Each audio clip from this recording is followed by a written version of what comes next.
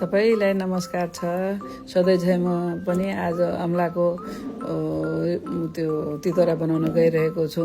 अमला पखाल्ने, बोइल गर्ने, बोइल गरिसकेपछि त्यसलाई मजाले केलाउने, भित्रको दाना फालिदिने, फालिसकेपछि त्यसलाई मिक्सरमा पानी नहालिकन त्यसलाई पिसिसकेपछि त्यसको पिस्दै जाने, पिसिसकेपछि त्यो पेस्ट तयार हुन्छ। पेस्ट तयार भइसकेपछि त्यसमा के अरे काली मरिच, ज्वानो, कालो नुन, हिङ सबै कुरा मिसाएर त्यसलाई बेसरी मिलाउने।